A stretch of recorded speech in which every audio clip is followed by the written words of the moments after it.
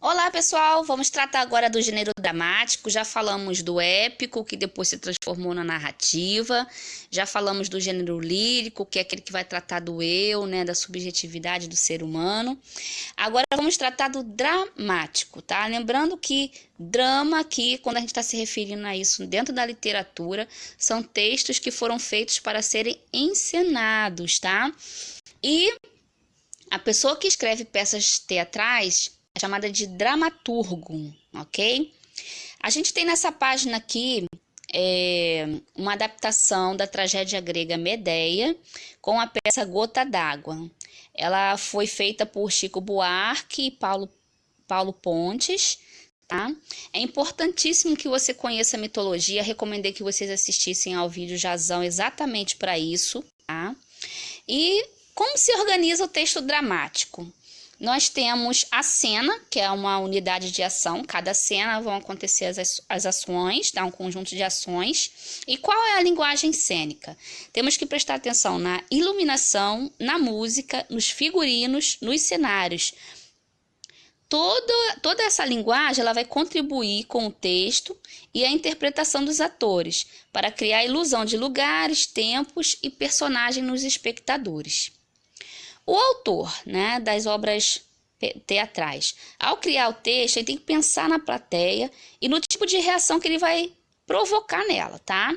Então, o público, né, nesse gênero literário, ele vai possuir uma participação mais direta como um dos agentes do discurso. Então, nós temos aqui, só para relembrar, né, quais são os agentes do discurso que a gente comentou lá no início desse PDF. É o artista, podendo ser o escritor, o pintor, etc. O contexto em que ele viveu, o público para o qual a obra foi criada, a linguagem usada, a estrutura e o contexto de circulação. Isso não pode esquecer, tá? Quais são os agentes do discurso. E também essa peça, ela teve como base a música Gota d'Água do próprio Chico Buarque, que ele é o cantor da MPB. Também passei para que vocês pudessem ouvir e fazer os questionamentos que estão aqui nessa página, tá?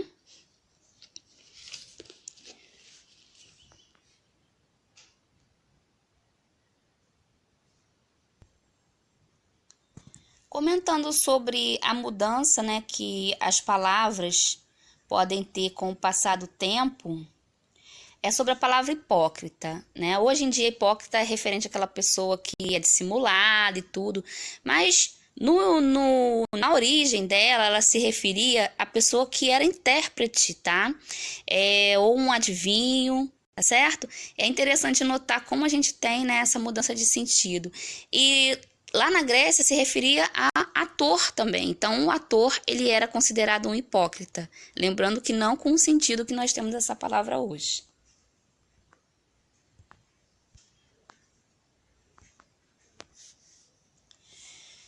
Então, Aristóteles, né, em seu escrito chamado Poética, diz que a palavra drama vem do grego dram, que significava agir. Então, era quando as pessoas eram representadas em ação. Daí a origem da palavra drama. Os textos dramáticos, né, é a voz narrativa que é entregue aos personagens. As próprias personagens é que contam as histórias através de diálogos ou monólogos. Vamos comentar sobre a origem do gênero dramático, tá? Então, tem duas vertentes. Há quem diga que esse gênero ele começou com as danças ritualísticas das sociedades, né, tribais antigas, tá? Porque dentro dessas danças, até hoje você pode ver que os participantes representam diferentes papéis. A outra explicação é com relação aos festivais para o deus em honra a Baco ou Dionísio para os gregos, tá? E mesmo assim, ela também sofreu evolução. No começo, só havia o coro, que cantava os hinos, eram chamados de ditirambos, e esse coro narrava os trechos da vida do deus Baco. Aí, mais tarde, esse coro, né, começou a se dividir e faziam, né, perguntas e respostas, que essas perguntas eram feitas pelo corifeu, que era o regente do coro. E conforme o tempo foi passando, é que surgiu Hipócrates, que era o ator protagonista, tá? É simbolizado por Téspis. Então, o coro agora representava o público e avaliava o protagonista, né? Eles concordavam ou discordavam das ações.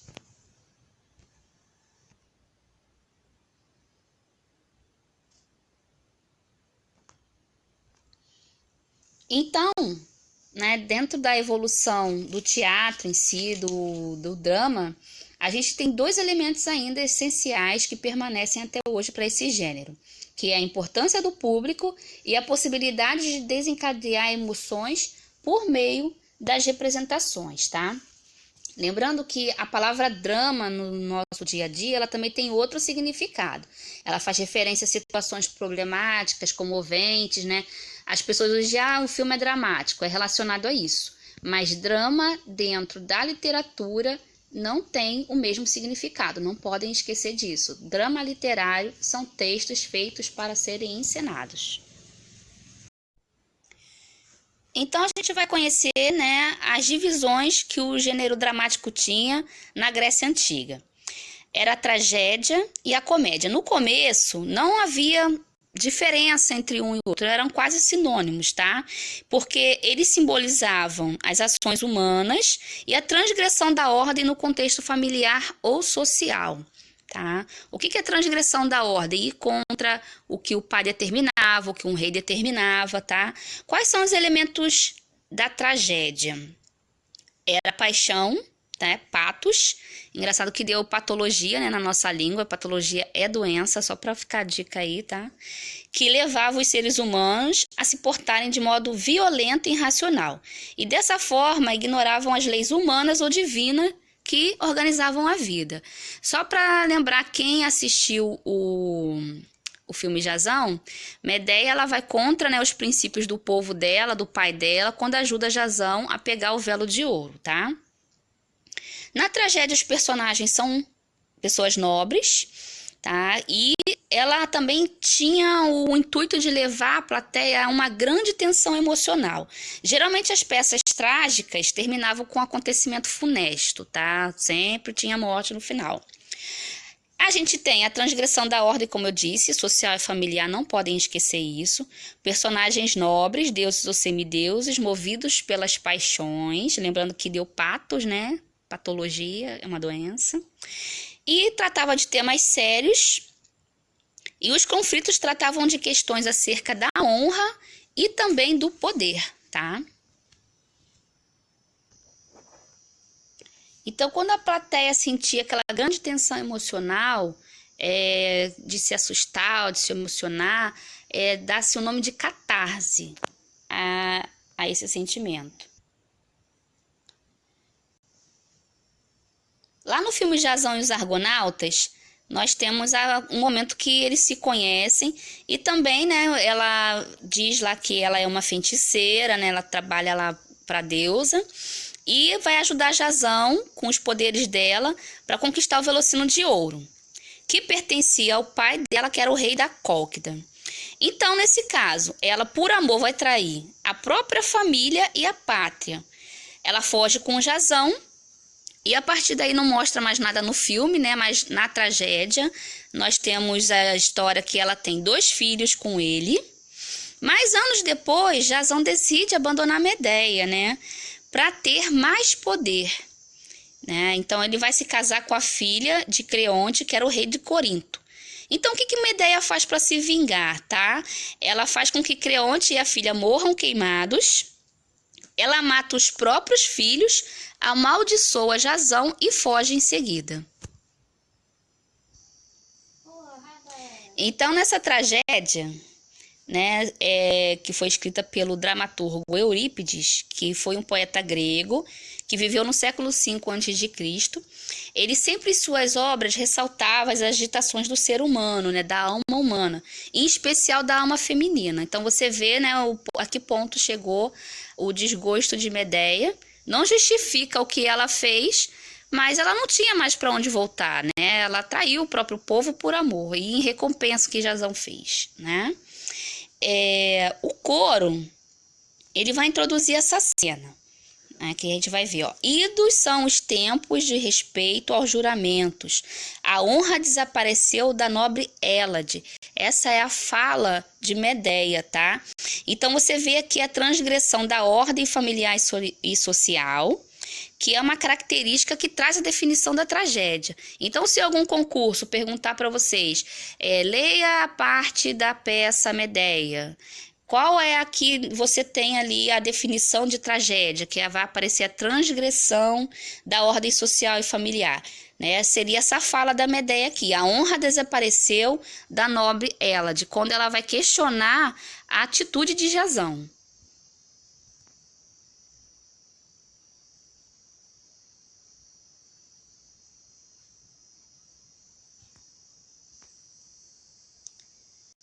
Para vocês verem, né? O teatro tinha muita influência na educação da Grécia, tá?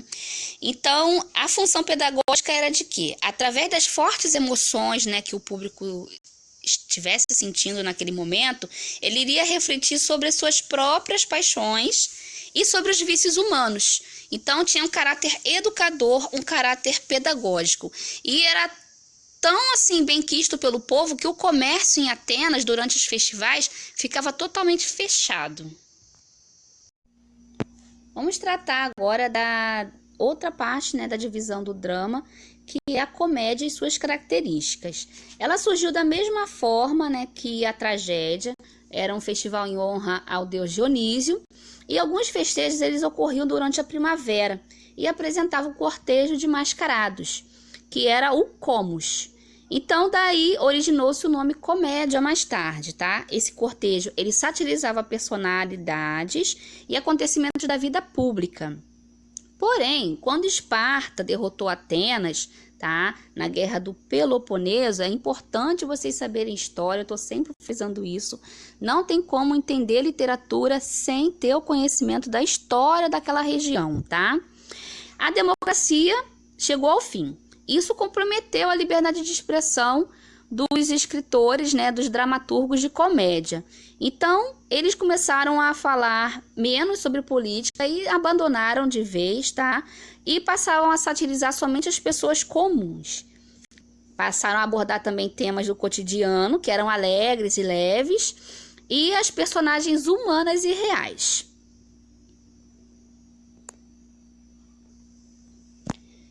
Comentamos como era, né, a origem desse gênero dramático lá na Grécia Antiga. Agora vamos falar da Idade Média, a evolução, tá? Então, esse gênero chegou na Idade Média com forte influência da religião católica. Então, o teatro passou a focar nas cenas bíblicas e na vida dos santos. Aqui vai surgir um personagem na comédia dell'arte, que vocês gostam muito hoje, né, que está em voga no cinema, que é o personagem Arlequim. Ele era, né, a função dele era divertir o pessoal durante os atos, né, das cenas, tá, dos intervalos. A roupa dele era feita com retalhos em forma de losango. Nessa fase, né, do teatro, lá na Idade Média, haviam duas modalidades dramáticas que ficaram muito famosas, que eram os autos e a farsa. Os autos eram uma peça curta, em geral de cunho religioso, e haviam as alegorias, que era a representação de conceitos abstratos. Então você tinha o amor, a bondade, a virtude, a hipocrisia, o pecado, a gula, a luxúria. E tinha um conteúdo fortemente simbólico e também muito moralizante. Então, aquela questão pedagógica do teatro permanecia, tá? Espero que vocês tenham pesquisado o significado de luxúria aí, tá? Tem a ver com a sensualidade e tudo. A farsa também era uma peça pequena, mas o conteúdo dela envolvia situações ridículas, tá? Bem grotescas mesmo, com o objetivo de fazer uma crítica aos costumes da época.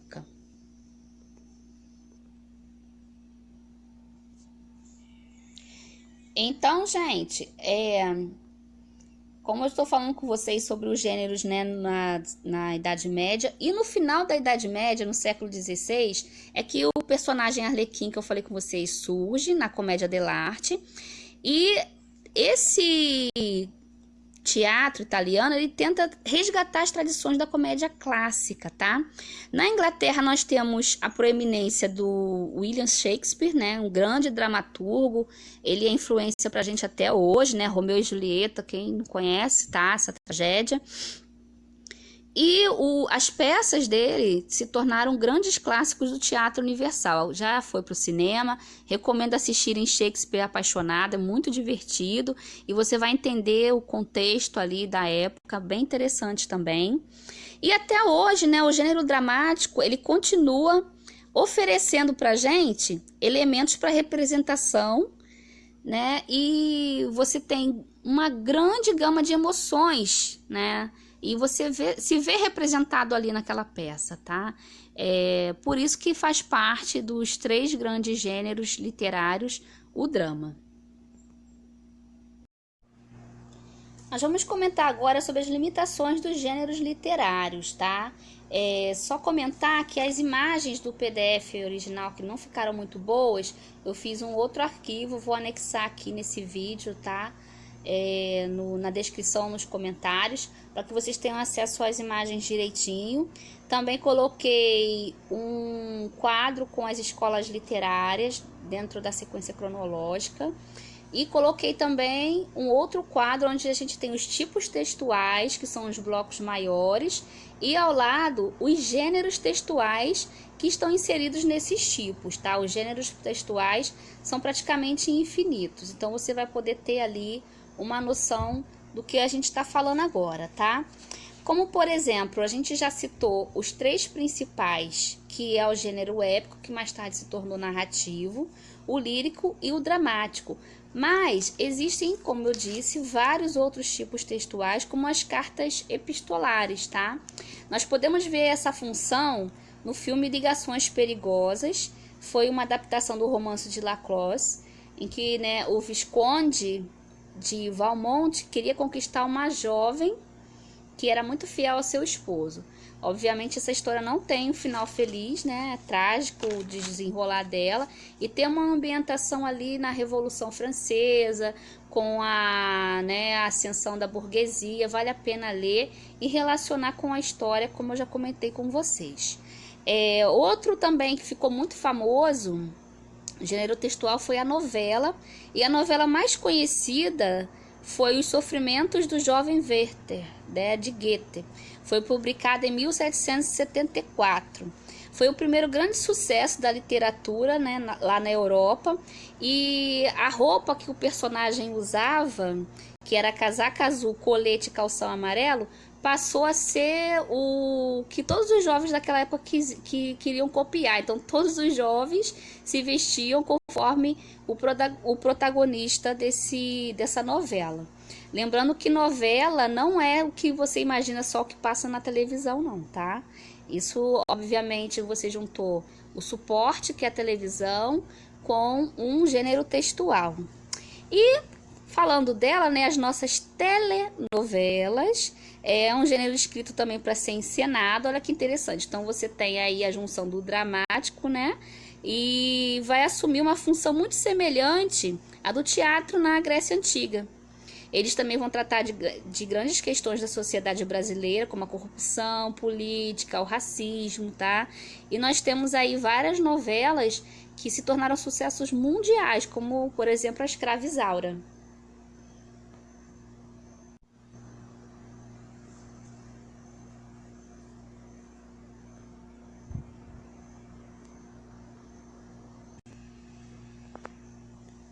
Comentando agora que a arte, né, a literatura é a expressão de uma época, nós vamos perceber que os artistas revelam em suas obras um olhar marcado pelo contexto em que eles viveram. A gente tem aqui esse quadro, né, uma miniatura medieval, que o artista retratou o exato momento, né, do início de uma batalha. E aqui ao lado nós temos uma lata de sopa de tomate. O que isso quer dizer, tá? Sobre a sopa de tomate, a gente está falando da arte pop, que ela foi criada na década de 1950 na Inglaterra e teve o auge lá nos Estados Unidos na década de 1960. Nesse caso aqui, eles queriam que a arte se tornasse para todos. Qual era o objetivo? Promover a popularização da arte, tá? Ao invés daqueles temas grandiosos, eles passavam a usar elementos da vida cotidiana, aproximando a cultura da elite e a cultura popular. Então, a pop art, como eu falei, ele vai incorporar na pintura elementos, né, de outras linguagens, como a publicidade, a televisão, a história em quadrinhos, o cinema, a fotografia. Era uma forma de tornar a arte acessível às massas, né? A pessoa podia se identificar, sendo de qualquer camada social, com o que estava sendo representado ali. Infelizmente, né, muitos artistas viveram em momentos tristes, né, da sua história, como nós estamos vivendo agora a pandemia, infelizmente, né, do coronavírus.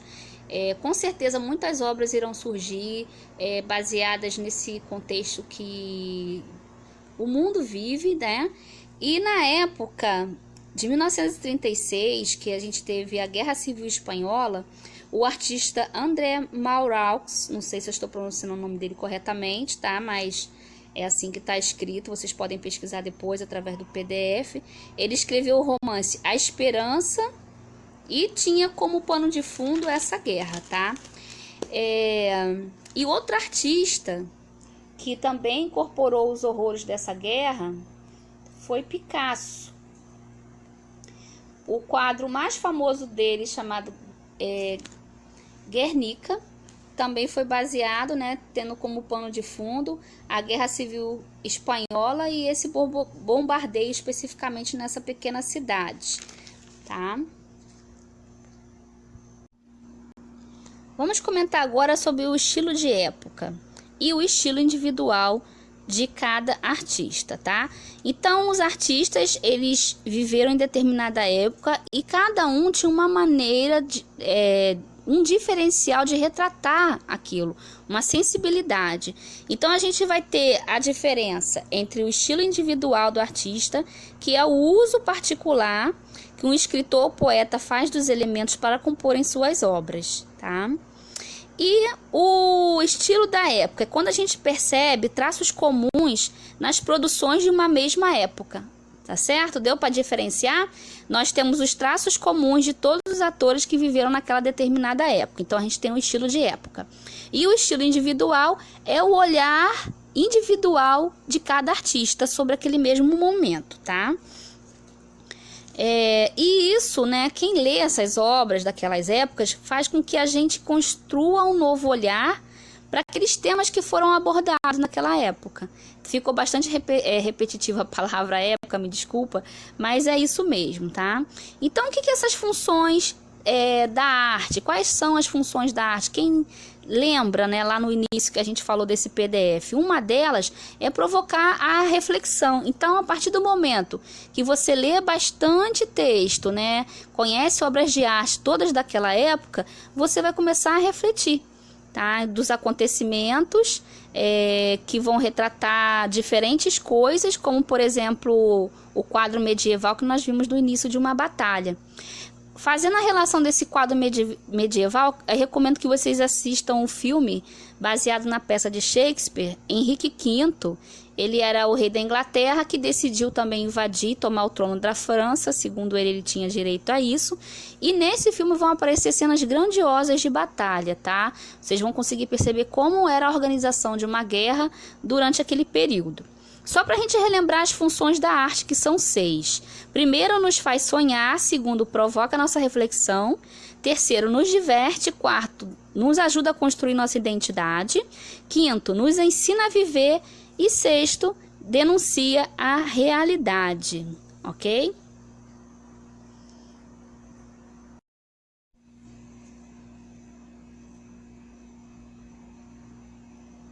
Agora nós iremos analisar 2 poemas, tá? Para quem não sabe a diferença entre poema e poesia.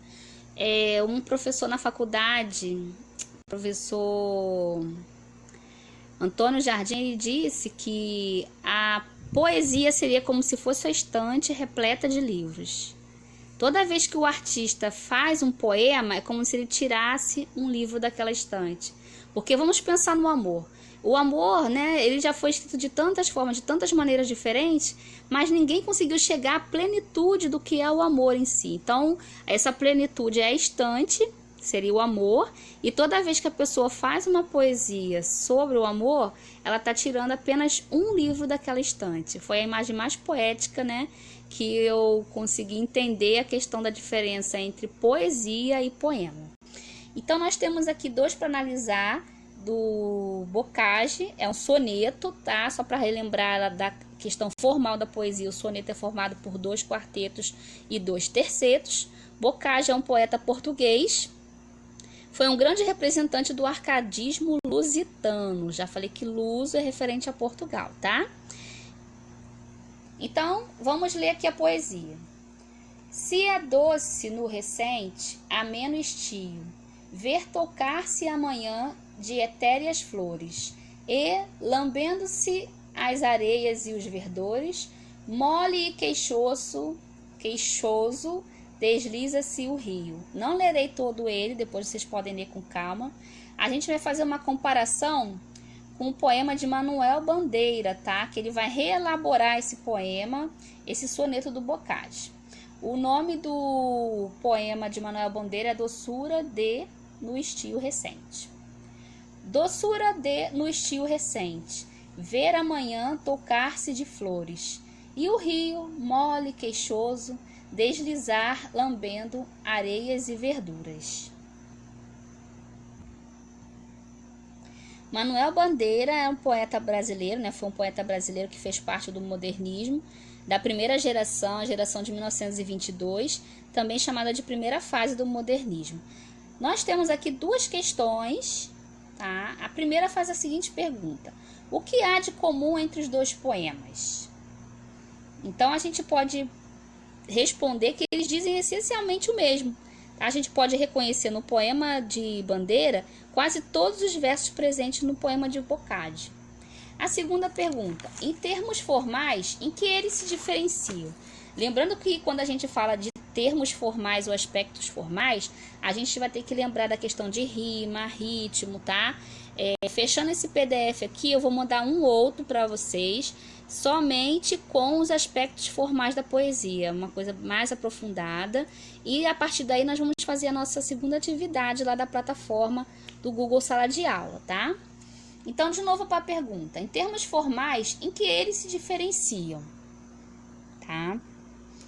Então, a gente pode analisar o seguinte: o poema de Bocage é um soneto e vai ser composto por versos decassílabos, ou seja, 10 sílabas poéticas, e vão apresentar rimas interpoladas. O esquema vai ser A, BBA, ABBA, dos dois primeiros quartetos, CDC, CDC, dos tercetos, ok? E todas as rimas são ricas. Quem não está entendendo o que eu estou falando, vai lá nas primeiras partes desse PDF, nos primeiros vídeos, assista a aula mais uma vez para que você possa entender melhor, e também o próximo material que eu vou mandar anexo, tá? Para poder... vai ser uma explicação a mais, tá? Para que vocês possam entender essas partes dos aspectos formais da poesia. Então, a gente pode entender que Manuel Bandeira ele vai abandonar essa forma fixa, né, utilizada por Bocage, no caso a forma fixa é o soneto. Ele não vai fazer uso de nenhuma métrica regular, então não tem como a gente dizer se é interpolada, enfim, não tem como fazer isso. E também não tem rima, tá?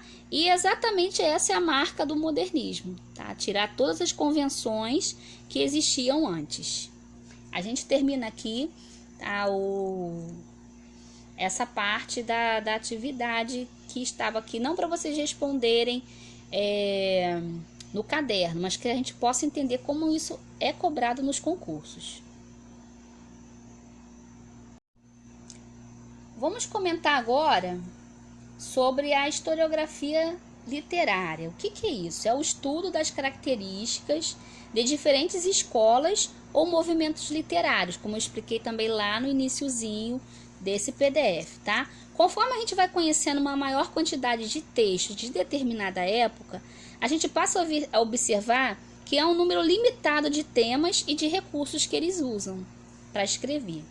De tempos em tempos, isso é retomado por autores de diferentes épocas. Então, o resgate de um tema é feito para questionar as abordagens anteriores.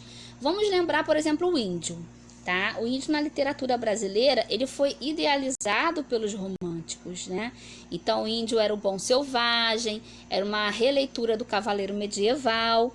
E mais tarde, ele é retratado de maneira bem realista pelos autores do século XXI. Outra coisa que a gente tem que analisar é com relação ao tema, tá? O tema, ele pode ser reafirmado, o mesmo tema pode ser reafirmado em épocas diferentes. Vamos pegar como exemplo a valorização do momento presente, o Carpe Diem.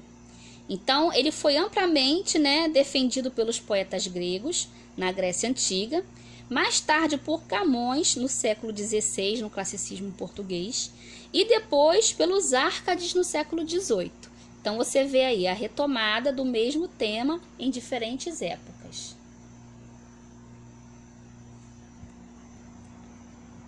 Então, pessoal, as formas literárias também são retomadas, tá? Não somente temas, mas também as formas. Quando a gente assiste uma novela hoje na televisão, a gente vê ali claramente o folhetim do século XIX, só que retratado de maneira mais moderna, né? Então, toda vez que uma forma é recuperada, ela também é transformada, porque vai sofrer, né, aquelas adaptações que são necessárias para que se torne atual. Ou seja, vai expressar a característica do momento em que ela é produzida. Então, as pessoas falam assim, eu não gosto de literatura, mas amo assistir uma novela na TV. Ora, nada mais do que você está fazendo é a reprodução do folhetim do século XIX, tá?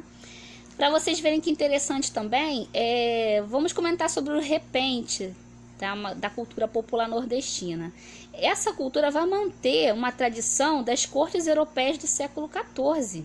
Tá? Os nobres, nessa época, eles se divertiam acompanhando verdadeiros duelos poéticos entre os trovadores. Isso era chamado de desafios. Os desafios nada mais é do que uma poesia dialogada, né? Porque um trovador ele tinha que compor uma estrofe, geralmente de 4 versos rimados, e o outro trovador tentava superá-lo em uma resposta, tá? No repente nordestino, o que vai contar é a capacidade de improvisar os versos, tá? Com ritmos, tá? E rimas. E eu coloquei para vocês lá na plataforma o duelo, né, de caju e castanha entre o crente e o cachaceiro da TV Brasil. Espero que vocês assistam, que é bem interessante. E é com esse olhar diferenciado que eu quero que vocês olhem a nossa cultura nordestina. Eles estão reproduzindo, tá? De uma maneira transformada, os duelos da época do trovadorismo.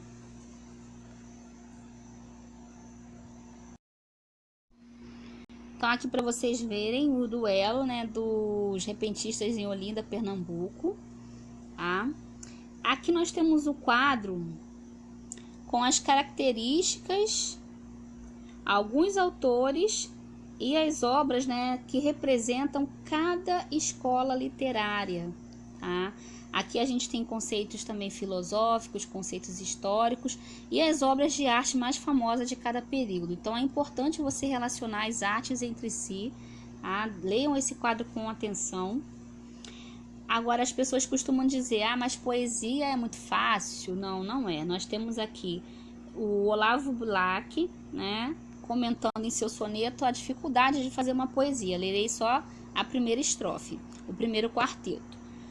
Longe do estéril turbilhão da rua, Beneditino escreve, no aconchego do claustro, na paciência e no sossego, trabalha e teima e lima e sofre e sua. Sua aqui no lugar, no sentido de suar, tá, pessoal? De transpirar. E o nosso querido Carlos Drummond, tá? Ele vai falar também da dificuldade de transformar a poesia, como eu falei com vocês, em um poema. Gastei 1 hora pensando um verso que a pena não quer escrever. No entanto, ele está cá dentro, inquieto, vivo. Ele está cá dentro e não quer sair. Mas a poesia deste momento inunda minha vida inteira. Tá? Então, aqui nós temos as explicações sobre Carlos Drummond de Andrade, que eu já falei com vocês, e também sobre o príncipe dos poetas, Olavo Bilac. são autores de momentos literários diferentes. Olavo Bilac pertence ao parnasianismo e Carlos Drummond de Andrade ao modernismo, tá ok? Então, eu espero que vocês tenham gostado desse PDF, lembrando que ele é a base para você entender daqui para frente tudo em literatura. Como eu disse, tem um específico sobre as partes formais de uma poesia, eu vou mandar, e também um vídeo explicativo, tá? Fiquem com Deus, espero que tenham gostado.